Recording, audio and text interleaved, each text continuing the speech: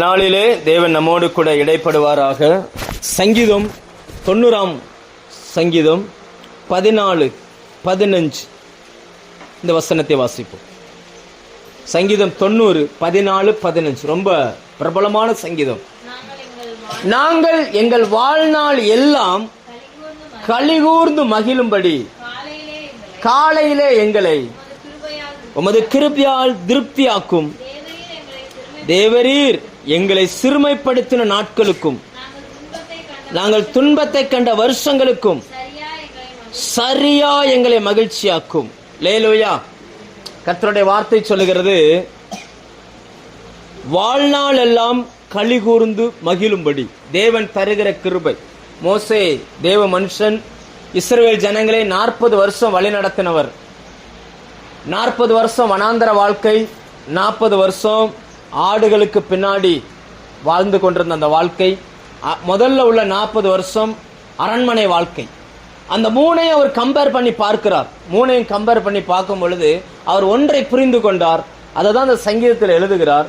நாங்க எங்க வாழ்நாள் எல்லாம் சந்தோஷமா இருக்கணும்னா எங்களுக்கு பணம் தேவையில்லை, வீடு தேவையில்லை, ஒண்ணுதான் தேவை. அது என்னன்னா தேவனுடைய கிருபை தேவை. லேலோயா.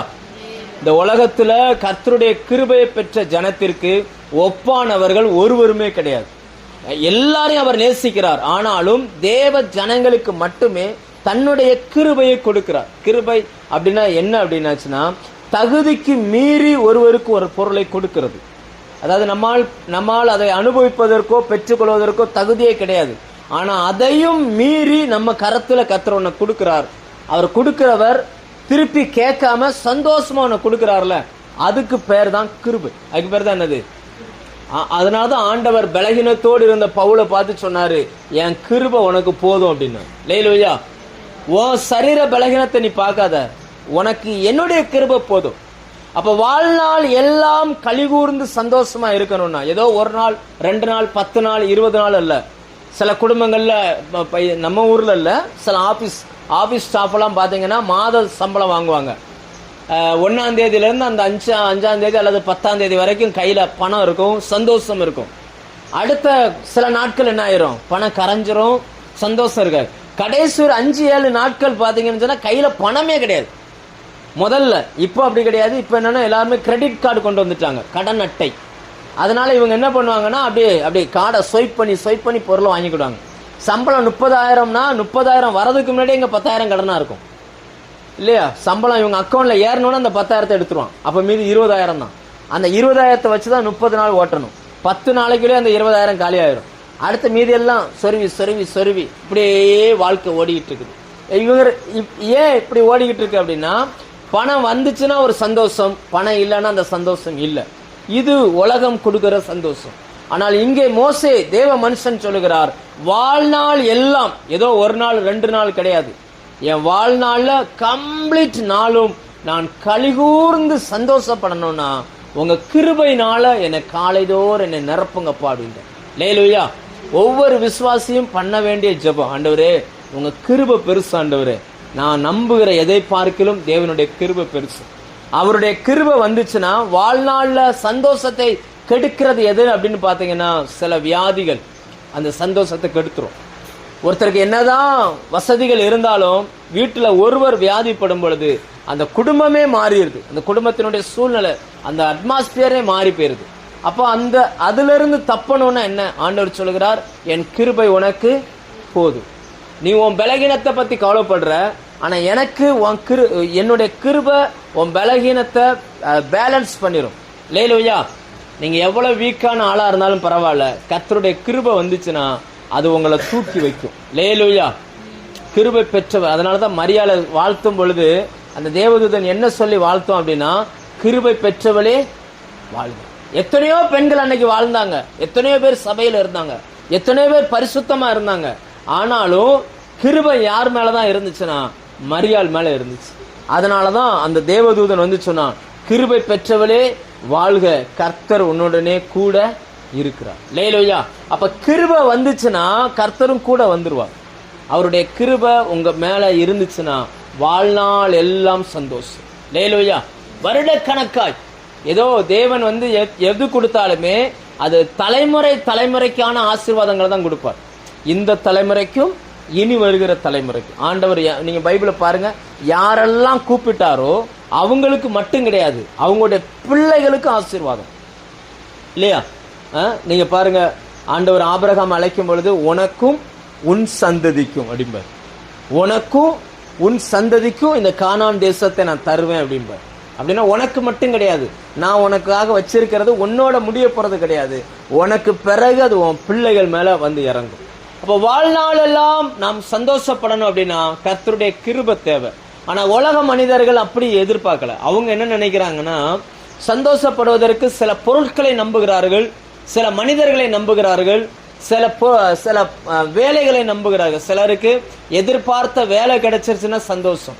இப்போ படிக்கிறாங்க, படிச்ச உடனே இவங்க எதிர்பார்க்கறாங்க ஒரு 15,000 ரூபாய்க்கு ஒரு வேலை கிடைச்சிருச்சுன்னா போதும்னு சொல்லி.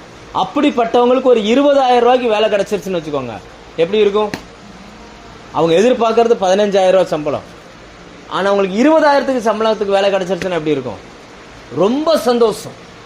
ஆனா இவைகள் நிரந்தர சந்தோஷம் அல்ல. அந்த பணம் கொஞ்ச நாள்ல காணாம போயிடும். எவ்வளவு வாங்கினாலும் நம்ம சாப்பிடணும், அடுத்தடுத்து பணங்கள் தேவைப்படும், அது போயிடும். ஆனா ஆண்டவருடைய கிருபை உங்க மேல தங்கி இருந்துச்சுன்னா அந்த கிருபை உங்க வாழ்நாள் எல்லாம் சந்தோஷத்தை கொடுத்துக்கிட்டே இருக்கும். பரலோகத்திலிருந்து உங்களுக்கு தேவையானதை அது பெற்று இந்த பூமியில கொடுக்கும். லேலூயா. இன்னைக்கு வரைக்கும் மரியாள உலகம் பேசுது இல்ல, இன்னைக்கு வரைக்கும் அந்த மரியாள், அந்த இயேசுவின் தாயை குறித்து வேதம் என்ன செய்யுது, உலகம் இன்னைக்கு வரைக்கும் பேசிக்கிட்டு இருக்கிறாங்க. என்ன காரணம்? மரியாளோடு வாழ்ந்த எத்தனையோ பெண்கள் இருந்திருப்பாங்க, அவங்கெல்லாம் காணாமலே போயிட்டாங்க.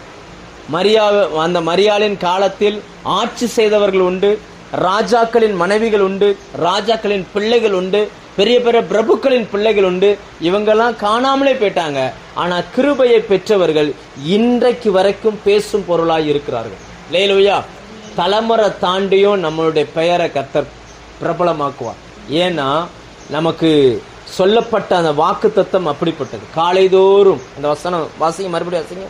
எங்கள் வாழ்நாளெல்லாம் நாங்கள் கலிகூர்ந்து மகிழும்படி காலையிலே எங்களை கிருபையால் கொஞ்சமா இல்ல, கிருபையினால் திருப்தியாக்கும். அளவில்லாத எவ்வளவு, அதாவது என்னன்னா மனுஷனுக்கு எதுல திருப்தி வரும்?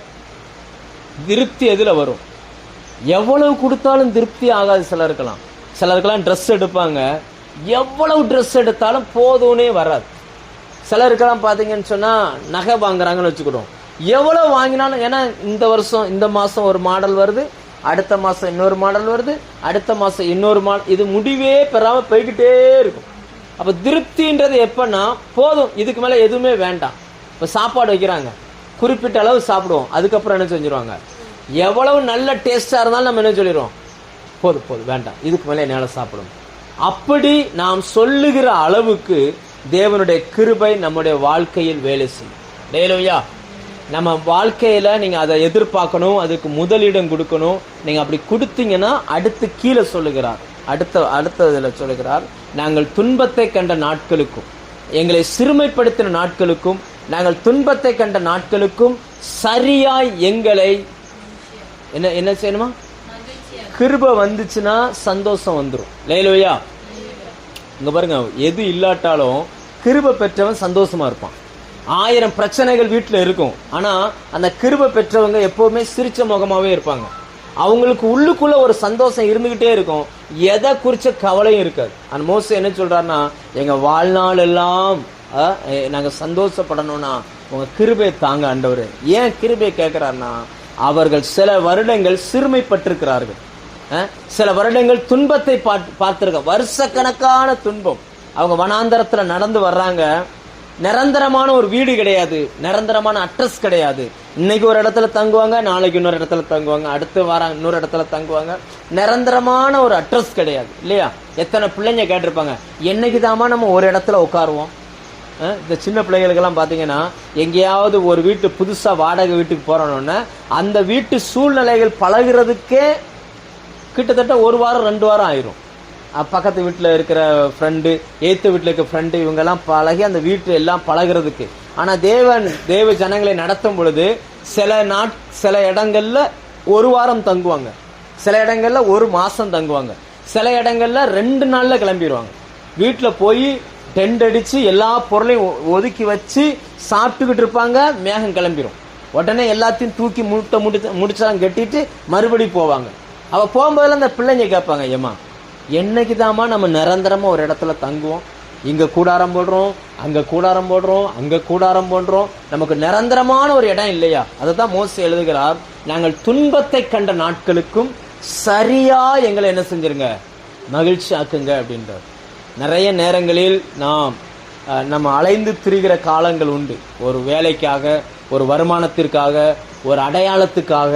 சிலருக்கெல்லாம் பார்த்தீங்கன்னு சொன்னால் ஒரு வேலையில் 6 மாதம் ஒரு வேலை, அடுத்த 6 மாதம் ஒரு வேலை, அடுத்த 6 மாதம் இப்படி ஒரு நிரந்தரம் இல்லாமல் வேலையில் போய்கிட்டு இருந்தாங்கன்னா அவங்களுக்கான அடையாளமே இருக்காது இல்லையா? ஒரு போஸ்ட்மேன் ஒருத்தர் இருக்காருன்னு வச்சுக்கோங்களேன், அந்த வேலை அவருக்கு ஒரு அடையாளம். ஊரில் வந்து என்ன கேட்பாங்க, இங்கே போஸ்ட்மேன் வீடு எது அப்படிம்பாங்க. கேட்பாங்கல்ல, சொல்லுங்க, கேட்பாங்களா கேட்க மாட்டாங்களா? ஏன்னா அவருக்கு அது வேலை வந்து ஒரு அடையாளம், அவர் நிரந்தரமாக அதில் இருக்கிறார். அதே நேரம் செங்கமாலில் ஒருத்தர் வேலை செய்கிறாரு, இன்னைக்கு ஒரு செங்கமாலில் வேலை செய்வார், 6 மாதம் கழிச்சு இன்னொரு செங்கமாலில் வேலை செய்வார், 8 மாதம் கழிச்சு இன்னொரு இடத்துல வேலை செய்வார். இவருக்குன்னு எந்த அடையாளம் இருக்கும்? திடீர்னு சிலர்லாம் பார்த்தீங்கன்னு சொன்னால் இன்னைக்கு தமிழ்நாட்டில் வேலை பார்த்துட்டு இருப்பாங்க, நாளைக்கு இன்னொரு இடத்துக்கு வேலைக்கு போயிடுவாங்க, திடீர்னு பைப் லைன் தோண்ட போயிடுவாங்க, திடீர்னு கொத்தனார் வேலைக்கு போயிடுவாங்க. இவங்களுக்கு இந்த மாதிரி நிரந்தர அடையாளம் கிடையாது. அங்கே வசனம் என்ன சொல்றது, நாங்கள் துன்பத்தை கண்ட நாட்களுக்கும் சில நாட்களில் சில வருடங்களில் நாம் சில துன்பங்களை பார்த்துருக்கிறோம். லேலூயா, பார்த்துருக்குறோமா பார்க்கலையா? துன்பமே இல்லாமல் ஏசிலே வாழ்கிறோமா நம்ம? இல்லை, நம்ம வாழ்க்கையில் நிறைய துன்பங்களை நம்ம பார்த்துருக்குறோம். நம்ம திரும்பி பார்க்கும் பொழுது, கர்த்தர் நம்ம நடத்திட்டு வந்த வழிகளை நாம் திரும்பி பார்க்கும் பொழுது எல்லா பகுதியிலையுமே சரியா இருக்குன்னு சொல்ல முடியாது. சில பகுதியில் சரியா இருக்குது, ஆனால் சில பகுதி இன்னும் சரிப்படுத்தப்படாமலே அப்படியே இருக்குது. அது வந்து நமக்கு துன்பமா இருக்குது, வேதனை கொடுக்குற மாதிரி இருக்குது. அந்த சில பகுதியில் இப்போ சில நேரங்களில் நம்ம ஜெபம் பண்ணோன்னா ஆண்டவர் உடனே பதில் கொடுத்துருதார். ஆனால் அதே நேரம் சில காரியங்களுக்கு இன்னும் என்ன செய்ய மாட்டேங்குது, பதில் வரவே மாட்டேங்குது. நம்ம அப்படியே யோசிக்கிறோம், என்ன ஆண்டவரை என்னதான் பண்ணாலும் இது சரியாக மாட்டேங்குது அப்படி நம்ம யோசிக்கிறோம். ஆனால் இந்த வசனம் என்ன சொல்லுது அப்படின்னா, துன்பத்தை கண்ட நாட்களுக்கும். அந்த வசனம் திரும்ப வாசிங்க. எங்களை, அதாவது தேவன் யாரையும் சிறுமைப்படுத்தல, ஆனா அவர் அப்படி நினைச்சுக்கிட்டாரு. நாங்க சிறுமை அனுபவித்த அந்த நாட்களிலும் நாங்கள் துன்பத்தை கண்ட வருஷங்கள், துன்பத்தை பார்த்த நாட்கள் அல்ல, வருஷ கணக்கா சில துன்பங்கள். சில குடும்பத்துல ரட்சிக்கப்படாதவர்கள் இருப்பார்களே, ஆனால் அவங்க என்னைக்கு ரட்சிக்கப்படுறாங்களோ அன்னைக்கு தான் அந்த வீட்டுக்கு சமாதானம், அன்னைக்கு தான் அந்த வீட்டுக்கு சந்தோஷம்.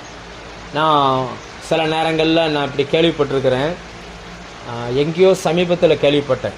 அவங்க வந்து நல்ல விசுவாசி, ஆனால் வீட்டுக்காரரு நேர் எதிராக தண்ணி வண்டி, நல்லா தண்ணி அடிக்கக்கூடிய ஆள்.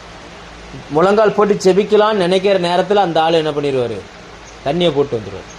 அப்படி போட்டு வந்துட்டாங்க அப்படின்னாச்சுன்னா அந்த வீட்டில் ஜெபம் இருக்குமா? சொல்லுங்கள், ஜெபம் இருக்குமா? ஆனால் இவங்களுக்கு தெரியும், நம்ம பிரச்சனைக்கு காரணமே நம்ம ஜெபிக்கலை, கொஞ்ச நேரம் ஜெபம் பண்ணுவோம் அப்படின்னு சொல்லி ஜெபிக்கலான்னு போகிற நேரம் இந்த பிரச்சனை ஆயிடும். அப்போ இவங்க என்ன நினைப்பாங்க, ஐயோ இப்போ ஆசீர்வாதமாய் கொடுத்த வாழ்க்கை துணை இப்போ என்னவா மாறுது அப்படின்னாச்சுன்னா அதுவே ஒரு துன்பமாக இருக்குது. சில நேரங்களில் பார்த்தீங்கன்னு சொல்லியாச்சுன்னா பொருளாதாரம் சிலருக்கு வாழ்க்கையில் ஒரு துன்பமாக இருக்குது. நாம் எதிர்பார்க்கிறபடி நம்முடைய வாழ்க்கையில் எதுவுமே கிடைக்கிறது இல்லை. லேலூயா. ஸோ அப்போ நம்ம இதுலேருந்து தப்புவதற்கு என்ன வழி அப்படின்னு பார்த்தா, மோசே தீர்க்கதரிசியின் மூலமாய் சங்கீதம் 90 எழுதப்பட்டிருக்கிறது, வாழ்நாள் எல்லாம் சந்தோஷமா இருக்கணும்னா கிருபை வேணும். என்ன வேணும் சொல்லுங்க, என்ன வேணும்? காலையில் எந்திரிச்ச உடனே, அதுவும் அந்த வசனம் சொல்லி, காலைதோறும் நம்முடைய கிருபையினால் திருப்தியாக்கும். கர்த்தர் அருளுகிற கிருபைங்க. இன்னைக்கு காலையில் யூஎஸ்ஏலேருந்து ஒரு அம்மா மெசேஜ் அனுப்பியிருந்தாங்க, 20 நிமிஷம் பேசி அனுப்பியிருந்தாங்க. நைட்டு மெசேஜ் கொடுத்துட்டு அந்த வீடியோ போட்டு முடிச்ச உடனே நம்ம டயத்துக்கு நைட் 2 மணிக்கு அந்த மெசேஜ் அனுப்பியிருந்தாங்க. 20 நிமிஷம் பேசியிருக்கிறாங்க. அந்த மெசேஜை கேட்டுட்டு அவங்க சந்தோஷத்தில் பேசியிருக்காங்க. அதில் அவங்க ஒரு விஷயத்தை கோட் பண்ணுறாங்க. என்ன அப்படின்னா, உங்கள் மக்கள்லாம் கொடுத்து வச்சவங்க. ஏன்னா இந்த பிரசங்கத்தை என்ன சொன்னாங்க, என்னமா பாக்கியசாலிகள். நம்ம சபை மக்கள்லாம் யாரா பாக்கியசாலிகள். உங்கள் சத்தத்தை நேருக்கு நேராக இருந்து என்ன செய்கிறாங்க, கேட்குறாங்க. எங்களுக்கு வாரத்தில் ஒரு நாள் தான் அந்த சத்தம் கேட்குது, ஆனால் உங்கள் மக்கள்லாம் பாக்கியசாலி அப்படின்னு சொல்லி. அப்போ தேவனுடைய வார்த்தையை கேட்கறதே ஒரு கிருபை தான்.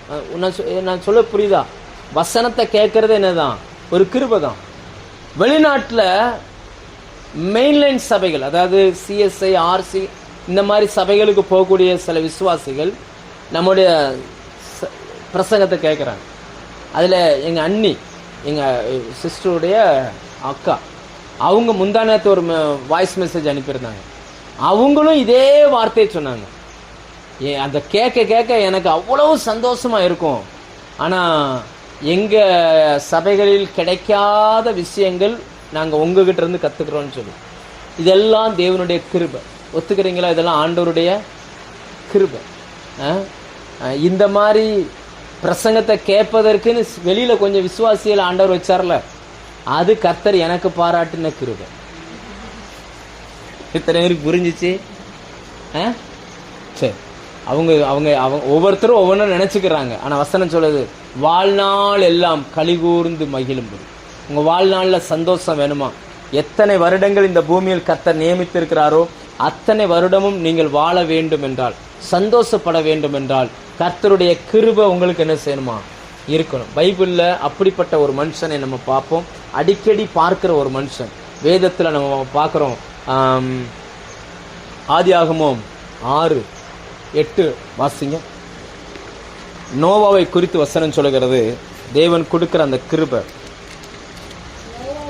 நோவாவுக்கு கர்த்தருடைய கண்களில் கிருபை கிடைத்தது. நோவாவுக்கு ஆண்டவர் என்ன கொடுத்தாராம்? கிருபை. நோவாவின் வாழ்நாள் எல்லாம் சந்தோஷம். ஏன் தெரியுமா? நோவாவின் வாழ்க்கை எதுல இருந்து ஆரம்பிச்சிருக்கு அப்படின்னாச்சுன்னா, அவன் பைபிள்ல அவருடைய பிறப்புல இருந்தே போட்டிருக்குது. 5ஆம் அதிகாரம் எடுங்க. 5ஆம் அதிகாரம் 29ஆம் வசனம் வாசிங்க. 5ஆம் அதிகாரம் 29. கர்த்தர் சபித்த பூமியில் நமக்குண்டான வேலையிலும் கைகளின் பிரயாசத்திலும் இவன் நம்மை தேற்றுவான் என்று சொல்லி அவனுக்கு நோவா என்று சொல்லி பெயரிட்டார்கள். நோவாவுக்கு கர்த்தருடைய கிருபை, கண்களில் கிருபை கிடைச்சிச்சு. அந்த மனுஷன் எப்படிப்பட்ட மனுஷன் அப்படின்னாச்சுன்னா, தேற்றுகிற மனுஷன். என்ன எப்படிப்பட்ட மனுஷனா? மற்றவர்களுக்கு ஆறுதல் படுத்துகிறவன், தேற்றுகிற மனுஷன்.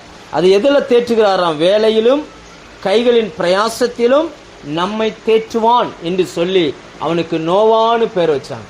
லேலூயா. உலக மனுஷன் பேசுறது வெறும் பேச்சு, வாயிலிருந்து புறப்படுகிறது வெறும் பேச்சு. ஆனால் தேவ ஜனங்கள், கிருபை பெற்றவன் பேசுகிறது வெறும் பேச்சு மட்டும் கிடையாது, அது ஒரு மனுஷனை கட்டி எழுப்பக்கூடியது, அவனை ஆறுதல் படுத்தும். உடைந்த உள்ளத்தோடு வருகிறவனுக்கு ஆண்டவருடைய கிருபை உங்க மேல இருந்துச்சுன்னா, நீங்க பேசுற வார்த்தை அவனை ஆறுதல் படுத்தும், அவனை பலப்படுத்தும், அடுத்த கட்டத்துக்கு அவனை கொண்டுட்டு போயிடும். ஆண்டவருடைய கிருபை உங்க மேல இல்லைன்னா, சிலர்லாம் பார்த்துருக்கீங்களா, ஒரே வார்த்தை குடும்பமே ரெண்டா மாறி. முந்தி ஒரு விளம்பரம் போட்டாங்க, ஒரே வார்த்தை ஓஹோன்னு வாழ்க்கை அப்படின்னாங்க. சிலர் பேசக்கூடிய ஒரே வார்த்தை ஓவர் நைட்டில் அந்த குடும்பத்தை என்னவா மாற்றிடும்? 2, 3, 4 சுக்குநூறா உடைச்சிரும்.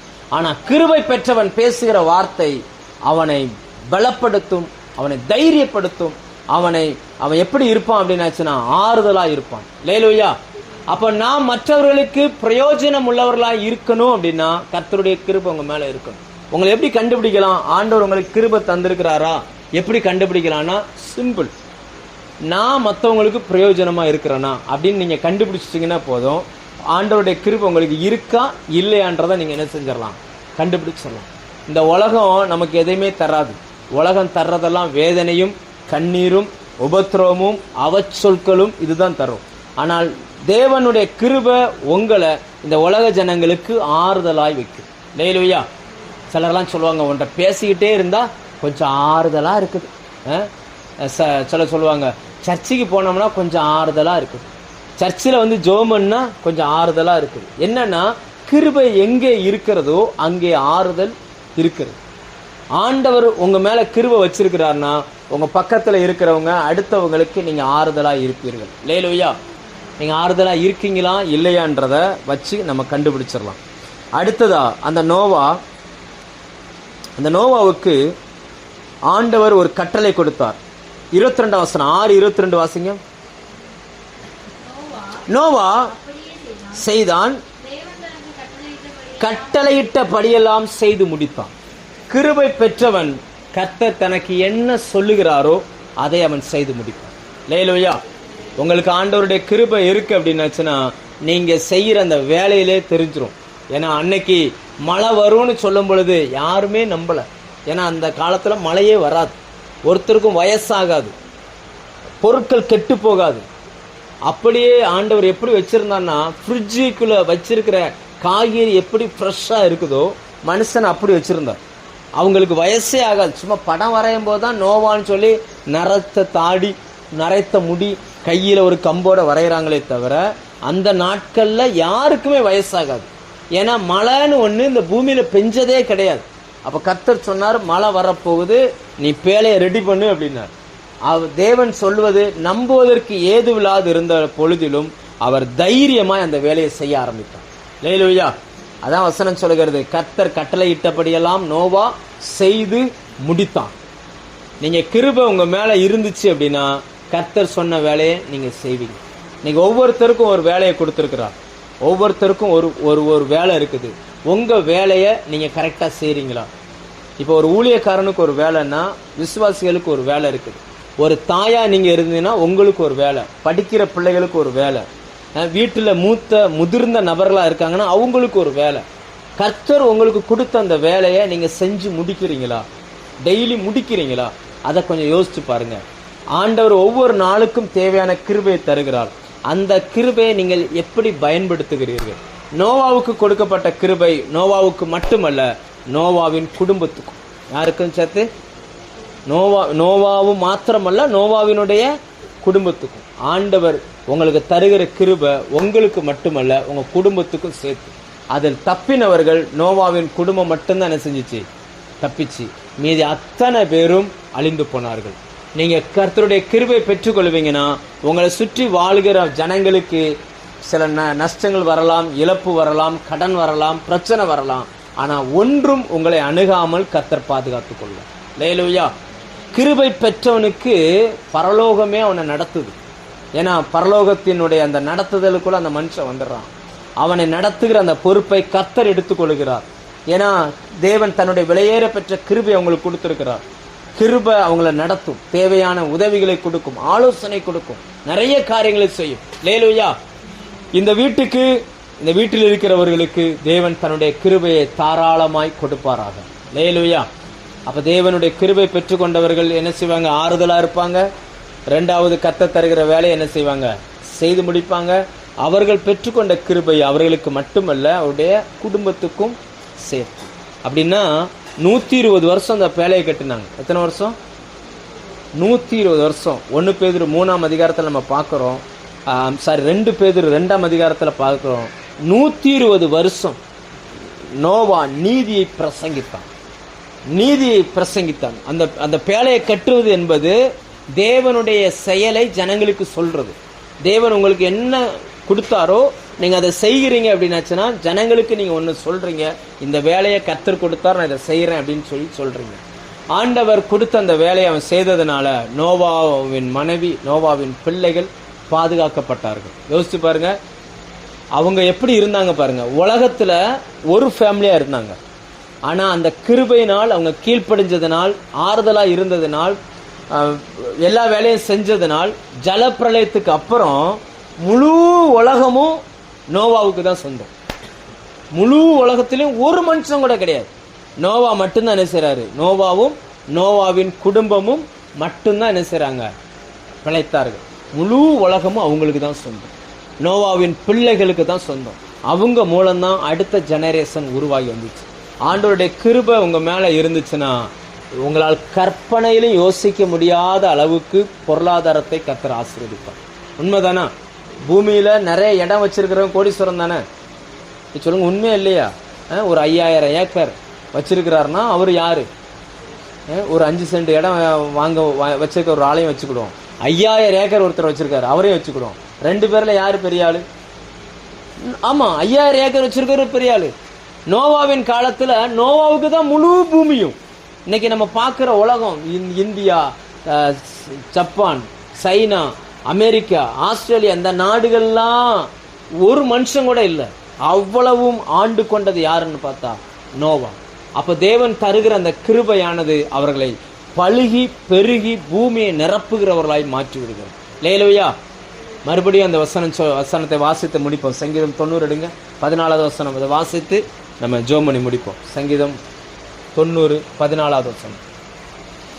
எங்கள் வாழ்நாள் எல்லாம் நாங்கள் கலிகூர்ந்து மகிழும்படி எங்களை உமது கிருபையால் காலையிலே எங்களை உமது கிருபையால் திருப்தியாக்கும். தேவரீர் எங்களை சிறுமைப்படுத்தின நாட்களுக்கும் நாங்கள் துன்பத்தை கண்ட வருஷங்களுக்கும் சரியா எங்களை மகிழ்ச்சியாக. ஆண்டவர் ஏன் சிறுமைப்படுத்துகிறார்? இந்த வசனம் சொல்லுகிறது, எங்களை சிறுமைப்படுத்தின நாட்கள். ஏன் சிறுமைப்படுத்துகிறார்? இந்த ஒரு வசனத்தை மட்டும் வாசிச்சுட்டு நம்ம முடிப்போம். உபாகமம் 8:3 நம்ம அடிக்கடி சபையில சொல்லுகிற வசனம். ஏன் ஒரு மனுஷனை கர்த்தர் சிறுமைப்படுத்துறார்னா அதற்கு பின்னாடி தேவ நோக்கம் என்ன? அவர் உன்னை சிறுமைப்படுத்தின, உன்னை பரிசினால் வருத்தி மனுஷன் அப்பத்தினால் மாத்திரமல்ல கர்த்தருடைய வாயிலிருந்து புறப்படுகிற ஒவ்வொரு வார்த்தையினாலும் பிழைப்பான் என்பதை உனக்கு உணர்த்தும்படிக்கு நீயும் உன் பிதாக்களும் அறியாத மன்னாவினால். அப்ப தேவன் நம்மை சிறுமைப்படுத்துறாருன்னா என்னன்னா வசனத்தை நம்ப சொல்றாருன்னு அர்த்தம். லேலுயா. துன்பம் வருதுன்னா என்ன அர்த்தம்? யாக்கோபு சொல்லுகிறார், ஒருவன் துன்பப்பட்டால் ஜெபம் பண்ண கடவன். வார்த்தையை நம்ப சொல்றாரு, ஜெபம் பண்ண சொல்றாரு. அப்படி பண்ணீங்கன்னா வாழ்நாள் எல்லாம் சந்தோஷம். லேலுயா. வார்த்தையை நம்பினீங்க, வார்த்தையை நம்புங்க. அடுத்து நல்லா ஜெபம் பண்ணுங்க. கர்த்தர் வாழ்நாள் எல்லாம் உங்களை என்ன செய்வாரு? சந்தோஷத்தினால் நிரப்புவார். ஜெபம் பண்ணுமா? கண்களை மூடுங்க.